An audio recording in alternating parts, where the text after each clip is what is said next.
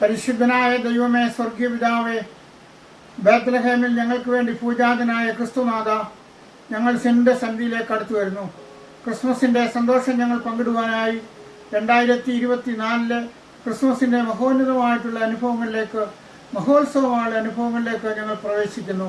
ഓരോ ദിവസവും ഞങ്ങൾ നിനക്ക് വേണ്ടി കർത്താവെ നന്മയുടെ അനുഭവം പങ്കിടുന്നതിനും ഞങ്ങളുടെ ശുശ്രൂഷകൾ നിന്നോട് നന്മയാക്കുന്നതിന് നീ ഞങ്ങളെ ഇടയാക്കണമേ. ഞങ്ങളുടെ സംരംഭങ്ങളിലെല്ലാം കൂടിയിരിക്കണമേ. യേശുവിൻ നാമത്തിൽ തന്നെ.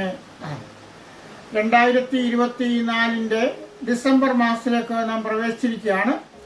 ക്രിസ്മസിൻ്റെ ആരവവും സന്തോഷവും ആനന്ദവും ചുറ്റുപാടുകളിലും കേൾക്കുന്ന ഒരു കാലയളവാണ്. ലോകമെങ്ങും ക്രിസ്മസ് ആഘോഷിക്കുന്ന മഹോന്നതമായിട്ടുള്ള ഒരു സമയം. നമ്മുടെ ഈ വർഷത്തെ ചിന്താവിഷയമായിട്ട് എടുത്തിട്ടുള്ളത് ജേർണി ടു മേഞ്ചർ എന്നുള്ള വിഷയമാകുന്നു. പുൽക്കൂട്ടിലേക്കുള്ള ഒരു യാത്ര.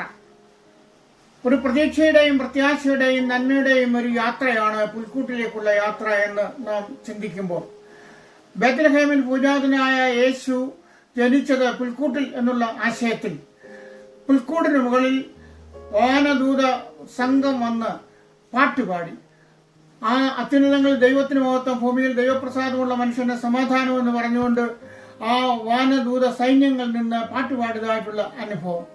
ആ ബേത്ലഹേമിന് മുകളിൽ നക്ഷത്രം തെളിഞ്ഞതായിട്ടുള്ള ആ രാത്രി, സുന്ദരമായിട്ടുള്ള ആ രാത്രി, പ്രശോഭിതമായിട്ടുള്ള ആ രാത്രി, യേശുവിന്റെ തിരുജന്മം നടക്കുമ്പോൾ ബേത്ലഹേം ഒന്നാകെ ഇരുട്ടിലാണെങ്കിലും ആ മലയുടെ മുകളിലെ ആ കൊച്ചു ഗ്രാമത്തിലെ ആ പുൽക്കൂട് തെളിച്ചത്തിന്റെ അനുഭവത്തിലാണ്.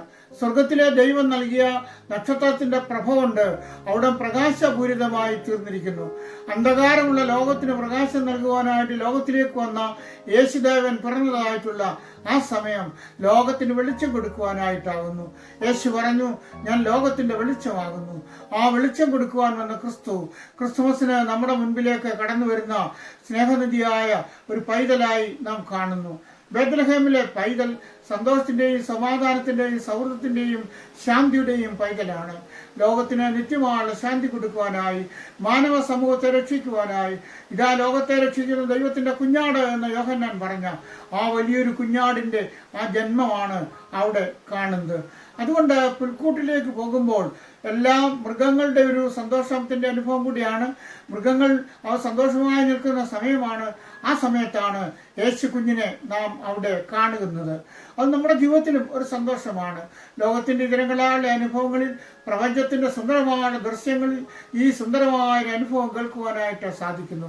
അതുകൊണ്ട് നമുക്ക് പുൽക്കൂട്ടിലേക്ക് ചെല്ലുമ്പോൾ നമ്മുടെ മനസ്സ് തുറന്ന ഒരു ജീവിതം, നമ്മുടെ ഹൃദയം തുറന്ന ഒരു ജീവിതം, നമ്മുടെ ജീവിതത്തിന്റെ എല്ലാ പ്രയാസങ്ങളിൽ നിന്നും പ്രതികൂലങ്ങളിൽ നിന്നും വേദനകളിൽ നിന്നും അസ്വസ്ഥകളിൽ നിന്നും എല്ലാം മാറി ശാന്തസുന്ദരമായി ക്രിസ്തുവിനെ നമിക്കുന്ന ഒരു നല്ല അവസരം, അത് നമ്മുടെ ജീവിതത്തിൽ ഒരു നല്ല അവസരമാകുന്നു.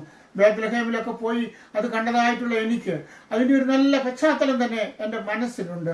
ആ ബേത്ലഹേമിലെ ഗോശാലയുടെ അനുഭവം, അതിലേക്ക് പ്രവേശിച്ചതും അവിടെ കണ്ടതുമായിട്ടുള്ള അനുഭവം, ആ കൊച്ചു വാതിലിലൂടെ അകത്തേക്ക് കടന്ന് ആ ചെന്ന് പൈതലിനെ കടന്നതായുള്ള സ്ഥലം കണ്ടപ്പോൾ മനസ്സിലുണ്ടായ ഒരു കുളിർമയും ആഹ്ലാദവും പ്രത്യാശയും അതിന്നും എൻ്റെ മനസ്സിൽ തങ്ങി തങ്ങി നിൽക്കുന്നു.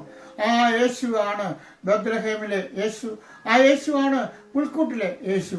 ഈ പുൽക്കൂട്ടിലെ യേശുവിലേക്കാണ് നമ്മുടെ ചിന്തയും നമ്മുടെ ധ്യാനത്തെയും നമ്മുടെ ഓർമ്മയെയും നമ്മുടെ ഓർമ്മകളെയും നമ്മുടെ വേദനകളെയും എല്ലാമായിട്ട് നാം കടന്നു ചെല്ലുന്നത്.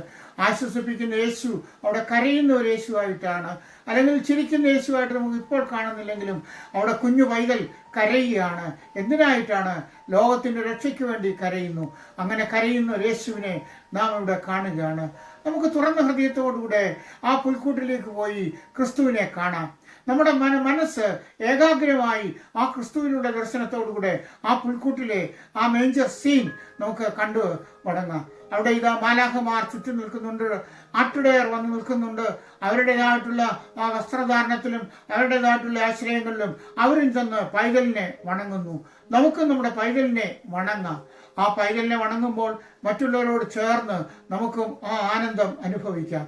അവർ പൊന്ന്, മൂര്, കുന്തിരുക്കം ആദിയായവ കൊണ്ടെന്ന് യേശു പൈതലിനെ നമസ്കാരത്തിന്റെ സമയത്ത് അർപ്പണം ചെയ്യുന്നു. പാദങ്ങളിൽ അത് പകരുകയാണ്. നമുക്ക് അത് നമ്മുടെ കയ്യിലെ സാധനങ്ങളില്ലെങ്കിൽ പോലും നമ്മുടെ തുറന്ന മനസ്സുകൊണ്ട്, പ്രത്യാശയുടെ മനസ്സുകൊണ്ട്, വീണ്ടെടുപ്പിന്റെ മനസ്സുകൊണ്ട് നമ്മുടെ അർപ്പണം അവിടെ യേശുവിൻ്റെ പാദങ്ങളിലേക്ക് നമുക്ക് പകരാം. അവർ പൊന്നും ഒരു കുതിരിക്കവും പകർന്നപ്പോൾ നമ്മുടെ വിശ്വാസത്തിന്റെ ആഴങ്ങളിൽ നിന്നുള്ള പ്രാർത്ഥനയുടെ വരികൾ നമുക്ക് അവിടെ നിന്ന് ഉരുവിടാം. നമ്മുടെ മനസ്സിനെയും ജീവിതത്തെയും പുതിയൊരു അനുഭവത്തിലേക്ക് വരും. 2024 ക്രിസ്മസിന്റെ നാളുകൾ നമ്മുടെയൊക്കെയും ശോഭനസുന്ദരമായ നാളുകളായി ആരാധനയുടെയും പാട്ടിന്റെയും കാഴ്ചയുടെയും കേൾവിയുടെയും ആനന്ദത്തിന്റെയും ആഹ്ലാദത്തിന്റെയും സുഹൃതത്തിന്റെയും സുമോദമായ അനുഭവത്തിന്റെയും പശ്ചാത്തലങ്ങളായി തീരാം എന്ന് നമുക്ക് പ്രാർത്ഥിക്കാം. മാർത്തോമാ യുവജനസഖ്യം മാവേലിക്ക് നടത്തുന്നതായിട്ടുള്ള ഈ പ്രോഗ്രാമിന്റെ അനുഗ്രഹീതമായ നടത്തിപ്പിനായി ദൈവത്തോട് നമുക്ക് പ്രാർത്ഥിക്കാം. അത് തോമസ് റീസച്ചിന് വേണ്ടിയും അതുപോലെ തന്നെ ബ്ലസ്സൻ ശമാസിന് വേണ്ടിയൊക്കെ നമുക്ക് പ്രാർത്ഥിക്കാം. യുവനസഖ്യത്തിന്റെ ഓരോ അംഗങ്ങളെയും നമുക്ക് ഓർക്കാം. ചുമതലക്കാർക്ക് വേണ്ടിയും പ്രാർത്ഥിക്കാം. അവയെല്ലാം ദൈവസന്നിധിയിൽ വന്നുകൊണ്ട് ഒരു വലിയ വെളിച്ചത്തിന്റെ അനുഭവമായി ആ നിഴലിൽ നിന്നുകൊണ്ട് നമുക്ക് പ്രത്യാശിക്കാം, പ്രതീക്ഷിക്കാം, ആഗ്രഹിക്കാം, പ്രാർത്ഥിക്കാം, മുന്നോട്ട് പോകാം.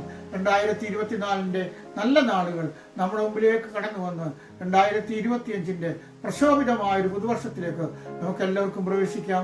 ദൈവം നമ്മയെല്ലാം അനുഗ്രഹിക്കട്ടെ. ദൈവം നമ്മയെല്ലാം ശക്തീകരിക്കട്ടെ. ദൈവം നമ്മയെല്ലാം സൂക്ഷിക്കട്ടെ. ഈ നല്ല സംരംഭത്തിനായി പ്രത്യേക നന്ദി സ്തോത്രവും അർപ്പിക്കുകയും ചെയ്യുന്നു. അവിടെ എല്ലാം പാദങ്ങളിൽ തന്നെ.